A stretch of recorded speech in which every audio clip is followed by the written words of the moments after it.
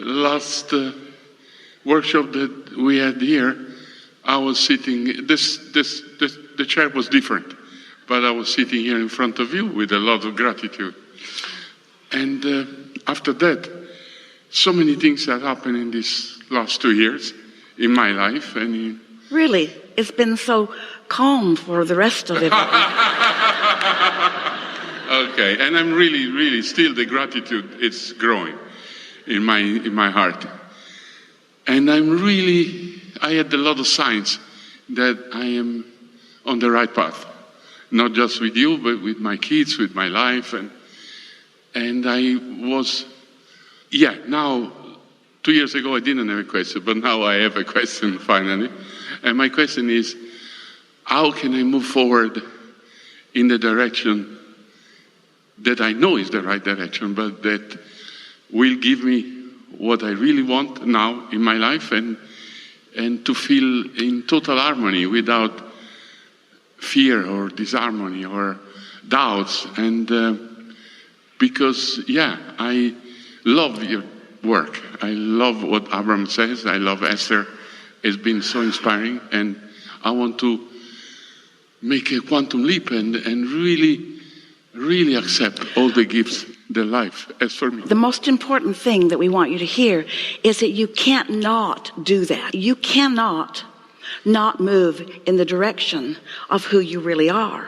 You're already so much of a cooperative component to that, because when you meditate and quiet your mind, you offer no resistance, and so you become a cooperative component. You have to understand that your inner being is a dominant pull of what you want to that vortex version of you.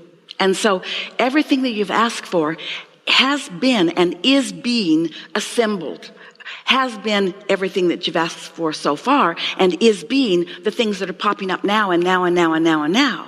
And so that is happening. And you cannot help for a good part of your moment-to-moment experience, but be a cooperative component that is being collected along with all of the other cooperative components. So you offered some words, some emotional words. You don't want to have fear or doubt or worry or those kinds of things. And we want you to know it's all right when you do, because when you are aware that you're doing that, then you may also be aware that in this moment, I'm not so much being a cooperative component, but that does not mean that I'm a permanent uncooperative component. It just means right here, right now, I'm having a knee-jerk response to something. And in most cases, I'm trending in old belief patterns. You were born into a world that had attitudes and moods and experiences that you observed. And so you've picked up, everyone has picked up those habits, but now you've decided to be a deliberate creator. You're not a wisher or a hoper. You're a calibrator. You're a sensitive being that knows when you're feeling an emotion that doesn't feel good, and you know what to do about it. You change the subject. Sometimes it's easier than others. If it's not easy, you take a nap or you meditate, or if it's an easy fix, you do a quick pivot. You say, I know what I don't want. What is it that I do want? If it's some trend that you've dragged around with you your whole life, you're not going to just brush it off like a spark off of your sweater. It's going to take some calibrating. It's going to take some maybe even deliberate deactivating of the thought. We've been playing together on the weekly broadcasts that we've been doing, where if you catch yourself in the middle of a negative emotion, that you identify sort of kind of what it seems to be about, and then you decide that you're going to leave that in a better feeling place than you found it by taking a piece of paper, a notebook. Esther took a big box and wrote on it my deactivation box or my inactive box. And so when she finds herself feeling some of those emotions that you described that you would like to be without, and we say, we don't want you to be without them, we just want you to keep them to a minimum, or we just want you to know what they mean. They mean good for you to do some deliberate thinking, because you're letting the world influence you, and by letting the world influence you or your world influence you, you're not allowing yourself to be a cooperative component to all of those things that you really are. So the authenticity, we like the word you added to us here, is not happening in this moment. And that sucks. That does not feel good. But you can do something about it. This is the work. This is the very simple, very understandable work to do. Sometimes people write to us as if we are a fortune teller. What will my future hold? And we say, your future is magnificent. We've seen your vortex, but it's up to you about how much of that you let yourself manifest. You want to do the work, which is pay attention to the way you feel, which is decide to do the only thing that you can do, which is control your mood. Control your mood. The other day, Esther reconnected with a gardener who had helped her at a previous property. And he came out to the Abraham Hicks Center, which is a big place. Lots of beautiful gardens and waterfalls and so on. And it needs him. It's been neglected. It needs him. Esther wants him. Esther wants him to bring his experts. And he's really busy. He's under high demand because he's really good at what he does. He's a master gardener. He's been at it for a long time. Has a magnificent group of people that work with him, and everybody wants him. And Esther wants him the most of all. And so he met with her at the property, and she said, so I want this and this and this and this and this and this and this and this. What are you going to do about that? And he said, I think I can work you into the schedule. He said, I want to work you into the schedule. And Esther said, we are in harmony then. And then she said, I honestly do not know.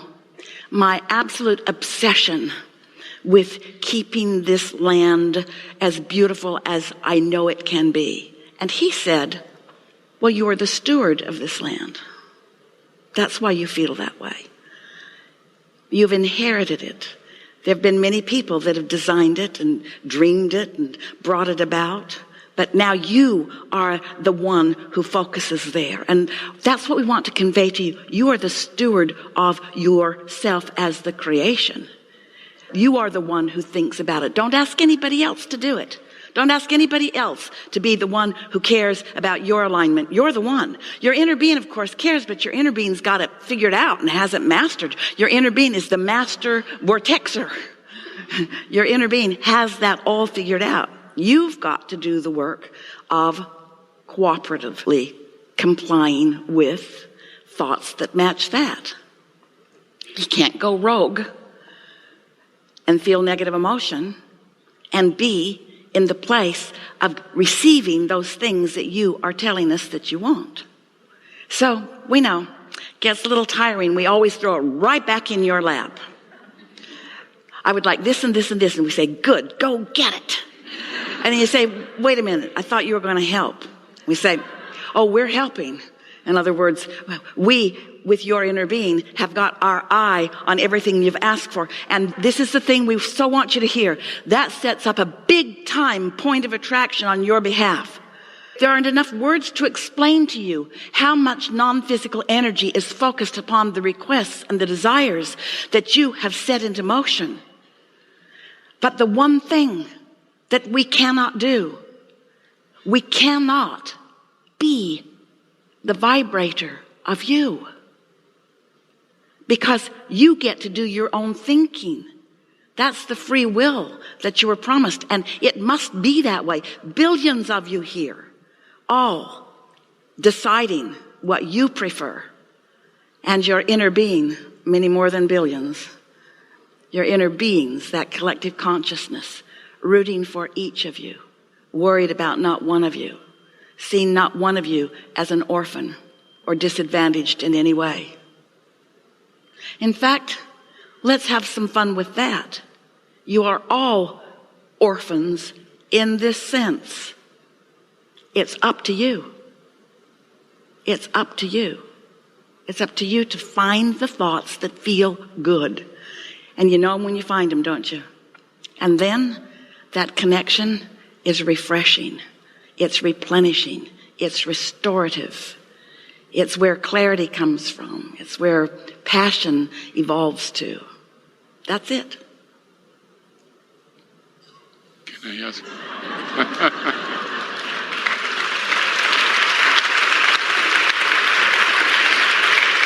And if you say, how do I do that? We'll say, one awareness of negative emotion at a time and a determination to find some way, somehow, to soften that negative emotion until it no longer is felt by you. You want to render those thoughts inactive. And when you do render those thoughts inactive now and then again and then again and then again, in time, the law of attraction cannot keep bringing things like them to you because you've rendered it inactive.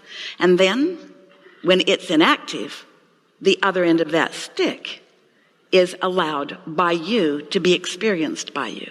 We know you know this. You've been listening to us and reading and hearing. We know you get it, but it takes some practice. Does it take some practice? Yes, it takes some practice.